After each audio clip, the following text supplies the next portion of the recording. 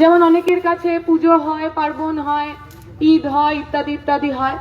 আমরা যারা শ্রমজীবী মানুষ, আমাদের ধর্মীয় আনন্দের দিনের সঙ্গে সঙ্গে এই পয়লা মে সমস্ত শ্রমজীবী খেটে খাওয়া মানুষেরও সবচেয়ে বড় উৎসবের দিন। এই পয়লা মে আমরা আমাদের ঘামের পরিবর্তে, ঘামের বিনিময় আমাদের শ্রমের দামের কথা 8 ঘন্টা কাজ বলে আর কিছু থাকবে না।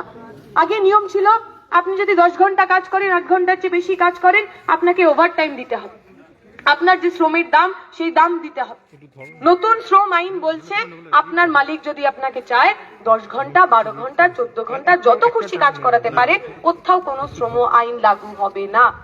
যে মহিলারা শ্রমিক ছিলেন, যারা ম্যাটারনাল লিভ পেতেন, মাতৃকালীন ছুটি, একজন মা যিনি একজন নতুন প্রাণের জন্ম দেবেন, তিনি যখন সন্তান সম্ভবা হন, তাকে মাতৃকালীন ছুটি দেওয়া হতো আগে।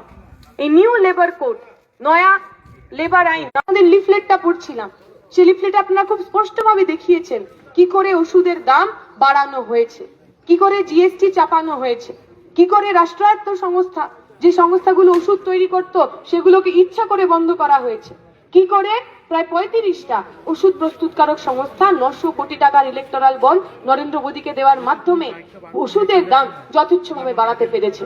আমরা তো কালকেই পড়লাম, সেই সিরাম ইনস্টিটিউট নরেন্দ্র মোদীর ইলেকটোরাল বন্ডে, বিজেপির ইলেকটোরাল বন্ডে কয়েক হাজার কোটি টাকা তারা দিয়েছে। অতএব আমাদের কাছে ছবিটা খুব স্পষ্ট। এই ভারতের বুকে দুটো পক্ষ রয়েছে, একটা পক্ষ নরেন্দ্র মোদীদের, একটা পক্ষ পুঁজিপতিদের, একটা পক্ষ বড়লোক মানুষের, আর তার ঠিক উল্টো দিকে দাঁড়িয়ে আছি আমরা। আমাদের ঘামে, আমাদের শ্রমে বড় লোকরা আরো বড় লোক হন, আমাদের ঘামে, আমাদের শ্রমে, আমাদের সময় বড় লোকরা আরো ফুলে ফেপে ওঠে। আদানি আম্বানিরা কোটি কোটি টাকার মালিক হয়। আম্বানি তার ছেলের এনগেজমেন্টে 1000 কোটি টাকা খরচ করেন, শুধু রিহানাকে গান গাওয়ানোর জন্য 100 কোটি টাকা দেন। সার্ভে বলছে এই মুহূর্তে আমার দেশের মধ্যে যা বৈষম্য, সেই বৈষম্য কলোনিয়াল সময়, ব্রিটিশের সময়ের যে বৈষম্য, অর্থাৎ গরিব এবং বড়লোকের যে পার্থক্য, সেই পার্থক্যকে হার মানিয়ে দিয়েছে। এখন এই সমাজ ব্যবস্থার বদল করবে কে? তৃণমূল, যে তৃণমূল নিজে আদ্যপান্ত দুর্নীতিতে ডুবে আছে। এই ব্যবস্থার বদল করবে কে? তৃণমূল, যে তৃণমূল আরএসএস এর ব্রেন চাই। এই ব্যবস্থার বদল করবে কে? তৃণমূল, যে তৃণমূল নিজে ওই সঞ্জীব গোয়েঙ্কাদের কাছ থেকে, বিদ্যুৎ প্রস্তুতকারক সংস্থার কাছ থেকে কয়েকশো কোটি টাকা ইলেকট্রাল বন্ডের মধ্যে দিয়ে নিয়ে আমার বিদ্যুতের মাসুল বাড়িয়ে দিয়েছে। অতএব তৃণমূল বিজেপিকে আটকাতে পারবে না।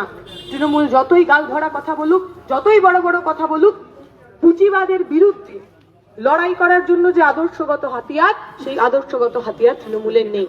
কবির সুমন তৃণমূলের মধ্যে মাঝে মাঝে কার্ল মার্ক্সকে দেখতে পারেন, লেনিনকে দেখতে পারেন, কিন্তু আমরা যারা খেটে খাওয়া মানুষ, পশ্চিমবঙ্গে বাস করি, আমরা জানি তাহলে লাল ঝান্ডার সঙ্গে থাকতে হবে।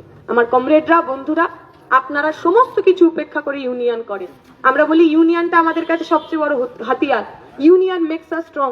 আমরা যখন একলা একলা থাকি, তখন আমাদের ক্রাশ করা, আমাদের শেষ করা অনেক সহজ, কিন্তু যখন আমরা একসঙ্গে আমরা যখন থাকি, যখন আমাদের হাতগুলো মুষ্টিবদ্ধ হয়, যখন আমরা জুটবদ্ধভাবে থাকি, তখন ওরা আমাদের হারাতে পারে না। আমি আশা করব আমার ইউনিয়নের বন্ধুরা তাদের লড়াইয়ের শিক্ষা থেকে আমাদের অনুপ্রেরণা দেবেন, আমাদের নতুন করে শেখাবেন আপনাদের প্রতিদিনের লড়াইয়ের কথা, আপনাদের দাবি দেওয়ার কথা, যাতে আমরা পার্লামেন্টে গিয়ে তুলে ধরতে পারি। সেই আশা রেখে, সেই দাবি রেখে বন্ধুরা আমাদের সঙ্গে থাকবেন, এই আশা ভরসা রেখে আমার বক্তব্য শেষ করছি।